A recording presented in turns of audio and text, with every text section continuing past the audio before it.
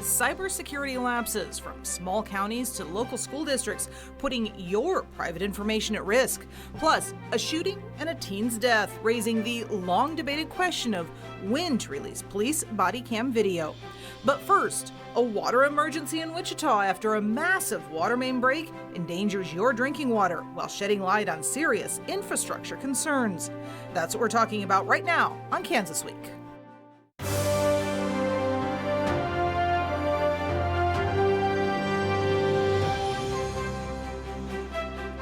This is Kansas Week, and I'm your host, Pilar Pedraza. It's an order not heard in Wichita for 30 years. Boil your water before drinking it. Water quality tests sent to KDHE won't be finished until 2 a.m. Saturday at the earliest. They have to sit for at least 24 hours to allow any potential bacteria to grow. The city says it's ready to put up water stations around the metro if the problem continues past Saturday morning. KAKE's Trent Bennett and Eli Higgins take a look at the size of this problem. Hadn't he knocked on the door, I probably would have been still watching Judge Judy. Earl Lipsey lives just feet away from this, a massive water main break in North Wichita. When his neighbor came over to tell him what was happening, he couldn't believe what he saw. When I came out, everything was wet. And in the very same year, his sister's house was totaled in a flood. To be actually in it, it's a different thing, and I'm glad nobody got hurt or anything, but I hope nobody get poisoned. I hope the bacteria don't hurt nobody's stomach. Public Works Director Alan King says there was a short power outage causing all the city's water pumps to shut down. When they turned back on, he thinks there may have been a surge in water pressure that blew one of the main pipes, a whopping 42-inch pipe, and that led to a citywide boil advisory for the first time since the 90s. Anytime that you have low pressure or no pressure, there's the potential that the groundwater, because the water's around the pipe, the groundwater could leak into the pipe, and that's contamination. King says the city will work around the clock until the system is fixed, but isn't sure yet how long it will take. In the meantime, Lipsey says he's glad to still have running water, but he's not going to take any chances. Cook your water, don't just warm it, cook it. If you have to, you can. Get it hot as you can, then just come down and cool it off, drink it, cook with it, or whatever you need to do. I had several friends text me and say, hey, there's a water crisis. When Megan Metcalf got that message, she was on her way to drop her daughter Elise off at gymnastics class. I appreciate it. What she's talking about is the fact that even though practice was in session, the students couldn't drink the water because of a citywide boil water advisory. But Wichita Gymnastics Club made sure her daughter wouldn't go thirsty. The safety of these kids is our top priority. In that moment, they blew a whistle and put up signs like these, basically saying, don't drink the water. And just like everyone else, they went to a local grocery store.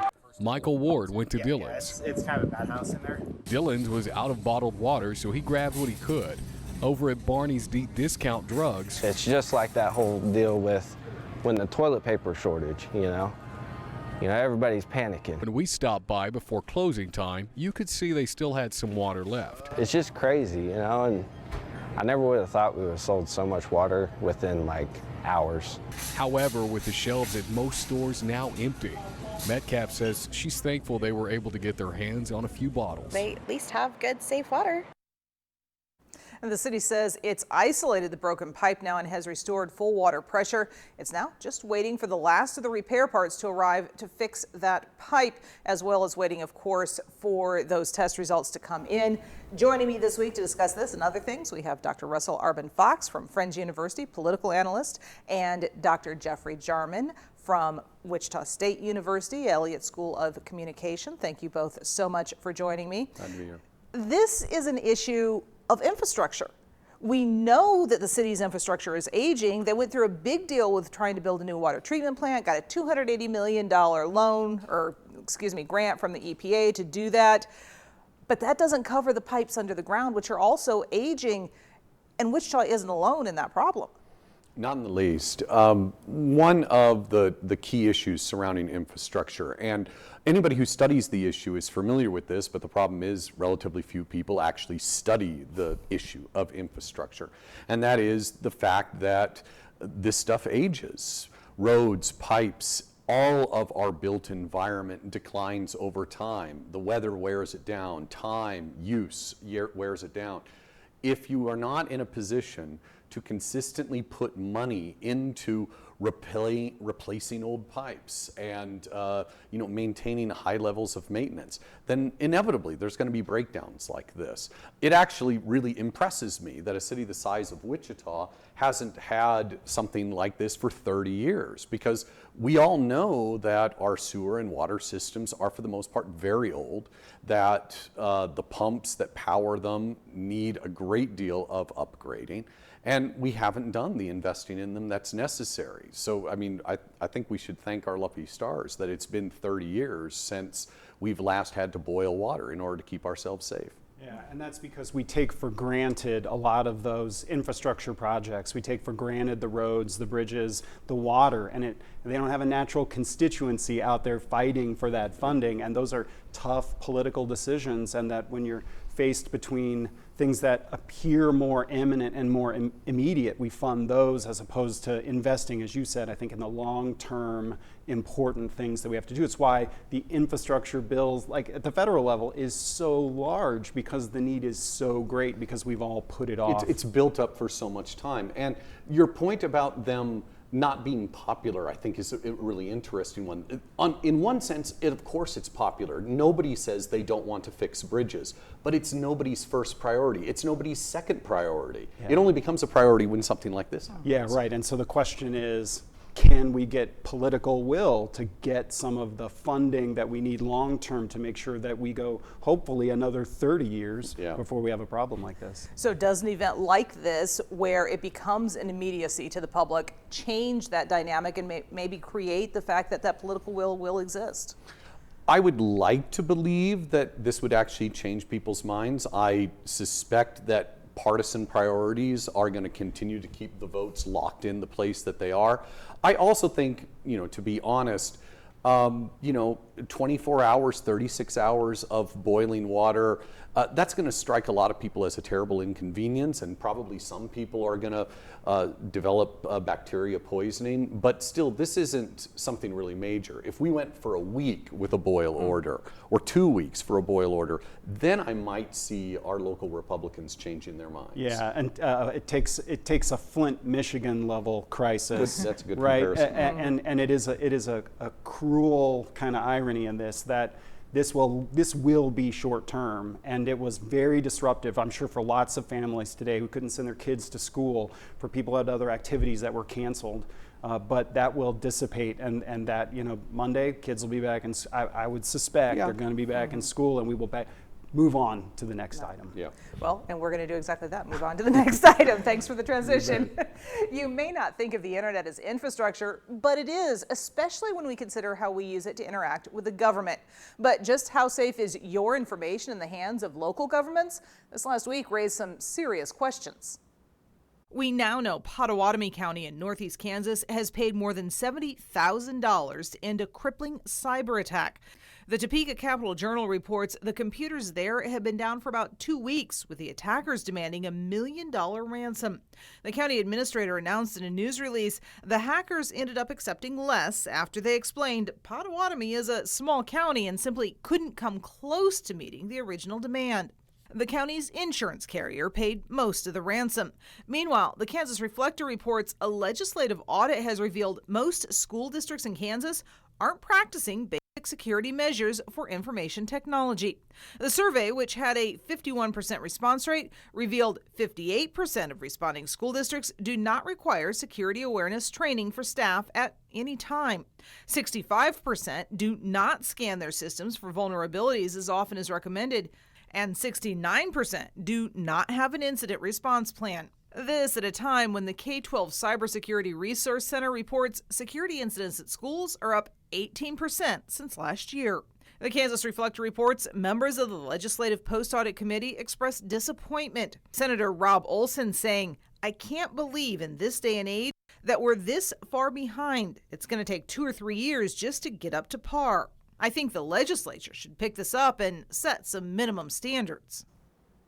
And as we talk about this, I'm coming to you first, Jeff, with your experience on the Mays School Board here. Yeah. But this is an issue that, trying to do cybersecurity is time consuming. It's a very niche level of expertise, and smaller groups are having to apply to it. Yeah, first off, I think everybody agrees that getting a good level of security against these kinds of attacks is an important thing, whether it's school districts, counties. I mean, people are affected by this, and we need those systems in place. But to your point, not only is it specialized, there are not that many people, it's expensive to do, and the challenge will be for the legislature not to just say meet these standards, but provide all of the different localities and municipalities and school districts with resources, financial resources and other resources to help us all meet the standards that everyone wants us to meet.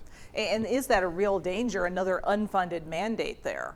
It always is going to be a temptation on the part of the state to pass things on to municipalities or school boards. Obviously, we saw that sort of thing taking place all through the pandemic. It is a constant temptation for a state that is always going to be budget conscious, but also conscious of the things that you mentioned before in regards to, you're talking about this as a niche interest. This is not the sort of thing that is going to have a large popular constituency demanding that state action be taken. Even if people recognize its importance in the same way that they recognize the importance of repairing bridges, where's the consistent political pressure to adequately fund this and adequately think this problem through?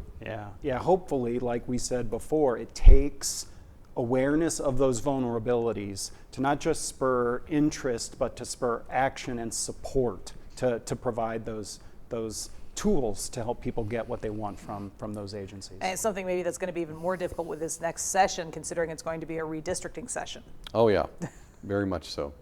I also wonder, as we think about these kinds of cybersecurity problems, how much of things that seem, as a news story, kind of outrageous or scandalous to us, are going to be accepted as, well, this is just part of the new reality. I know that a lot of private corporations now take this kind of cyber attack ransoming as routine. They build it into their budgets. Yeah, it's actually probably the danger for government and municipalities and school districts is that as corporations are becoming more aware and spending more time and money on that issue, it makes those jobs more competitive, and it makes it harder for all of the other agencies to compete, to keep those qualified individuals in our institutions to support us across the board. Okay, we're going to leave that discussion there. Two separate incidents, both leading to a death. One, an officer-involved shooting. The other, a teen dying in custody at a juvenile facility. Two separate ways of handling officer body cam video as a result. Let's look first at the Whole Foods shooting. KAKE's Hannah Baker walks us through it. Wichita police body cam video tells the story of what happened inside the Whole Foods grocery store Monday night. Police! Police! Put the gun down! Put the gun down! Put the gun down!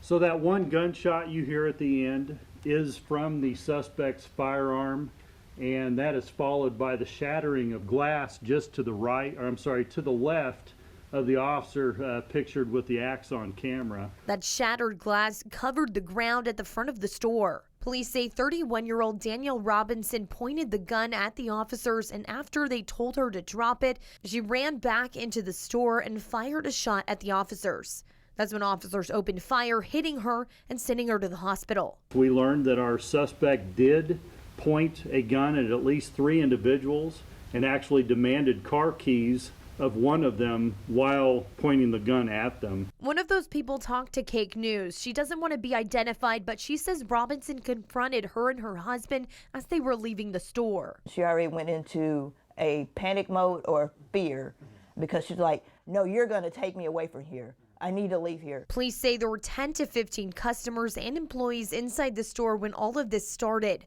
but they went into a room in the back of the building before shots were fired. Back in January, Salina police say they arrested Robinson after she fired a gun and then pointed it at residents inside a rehab center. That will be part of our investigation, but at this point in time, I'm not prepared to comment to any of her past history because, again, we're still looking into it. Meanwhile, the family of 17-year-old Cedric Lofton is demanding the police and sheriff's offices release video surrounding their son's arrest and the hours he was in custody. Lofton died about 2 hours after Wichita police left him at the Sedgwick County Juvenile Intake and Assessment Center. And this issue, this difference in the way of handling the cases, really points out an inconsistency that we see time and time again in Kansas. Sometimes law enforcement agencies release the video, other times they don't. Yeah, it's an interesting issue here. Part of it is what the law requires. So the family wants the video, they want to be able to see the video, but the law only requires, in this case, parents to see body cam video or dash cam video, and because he was in the juvenile intake center, it's not clear that the law would apply in that case. But to your larger point, even when it's dash cam or when it's Axon body cam, the police sometimes release that information and other times they do not, and it does create an interesting dynamic about why they choose to do that sometimes and not all the time. I think that there's a lot of ways in which we can use this comparison to think more deeply about the role of body cams and law enforcement and how different parts of the public are using them in order to enact reforms or try to accomplish something. Councilmember Brandon Johnson from the Wichita City Council was speaking in a class of mine this week, and he was talking about the role that he played as a community activist before he was on the council pushing for body cams. And he pointed out that originally the idea was that you wanted to have a body cam on every single patrolman.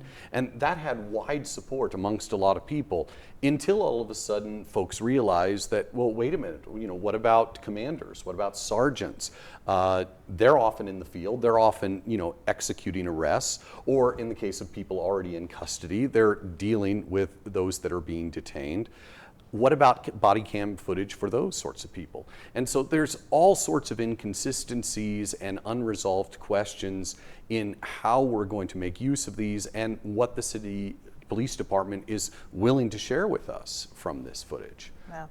And not just what the city police department, but between departments as well, because in this case, we're talking about some of this is Wichita Police, some of this Sedgwick County Sheriff, and one does not control the other. Yeah, that's exactly right. It's with Wichita police officers there, but at a Sedgwick County facility, it's not clear who has video and what video could be released, or at least not even released to the public. The letter from the family, they don't want it released to the public. They just want to see, and they haven't been able to see that yet. And it's unfortunate to be cynical about these things, but it's fair to say that there are people within both institutions that like that ambiguity because it means that they can pass responsibility and they can point at each other when somebody comes pressing with an urgent need, like a family member.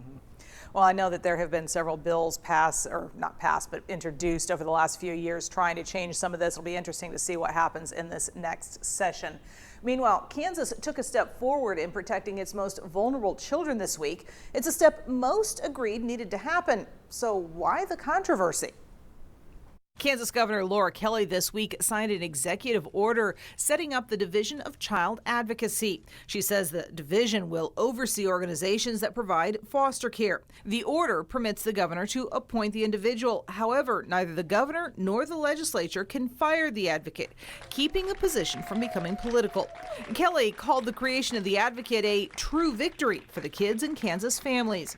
She said her office took a deep dive into the foster care system in Kansas, and what they found was shameful. The governor said children would get stuck in the system due to a lack of resources. Governor Kelly's independent action to establish that Office of the Child Advocate a day ahead of the inaugural meeting of a Child Welfare Oversight Committee didn't impress Republican members of the panel.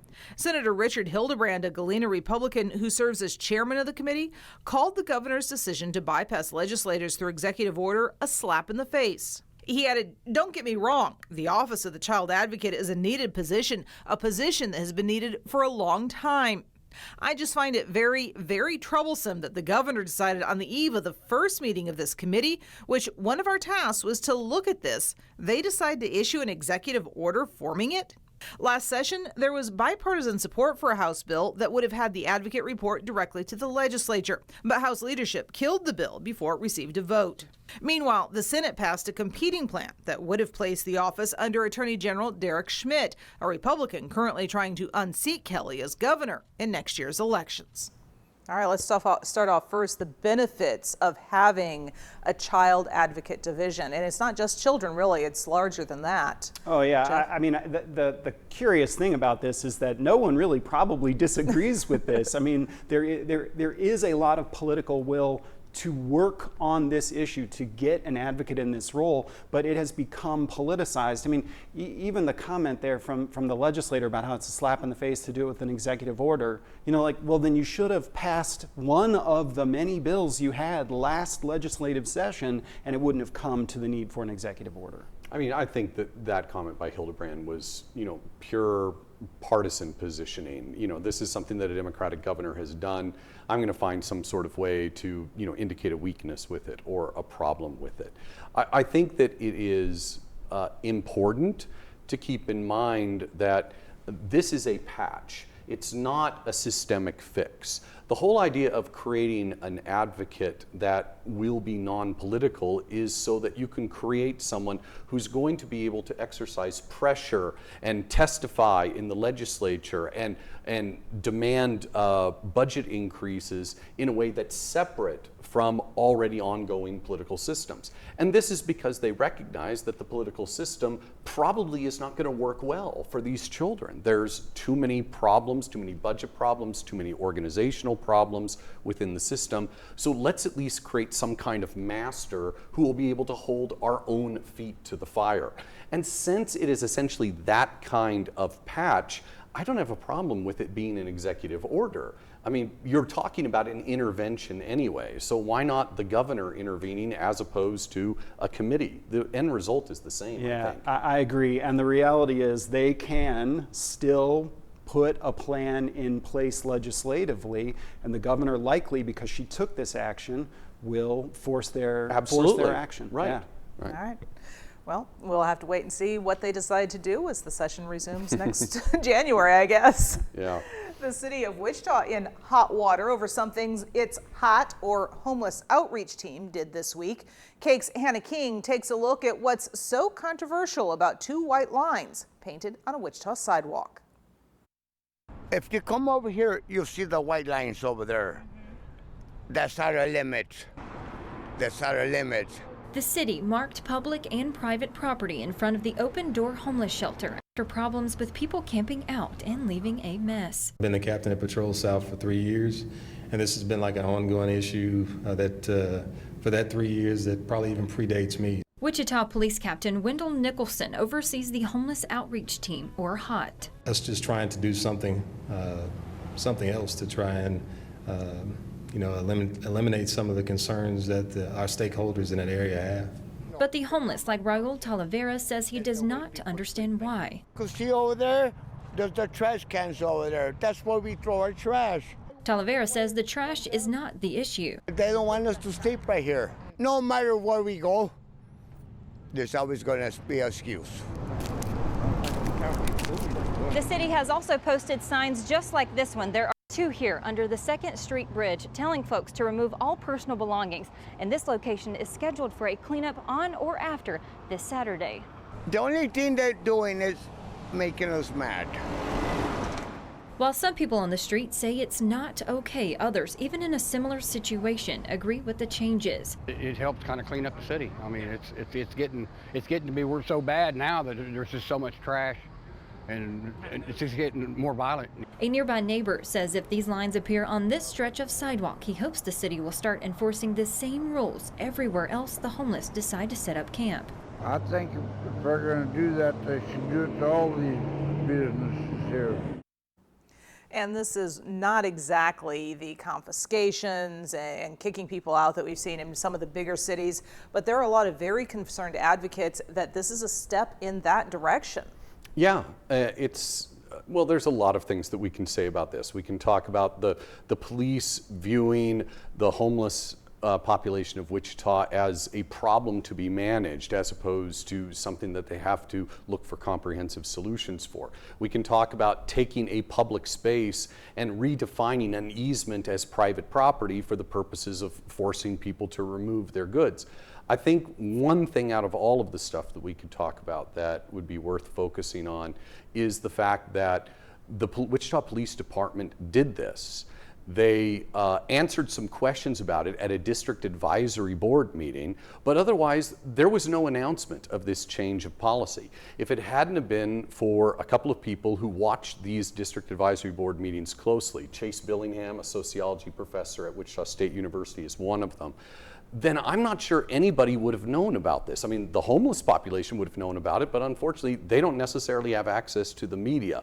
All of a sudden, we've got people talking about a major public interest decision that is being taken at a part of the city that is technically open to the public, and I'm not sure any of that conversation would have been happening if the police had just gone ahead and taken care of this problem the way they obviously wanted to.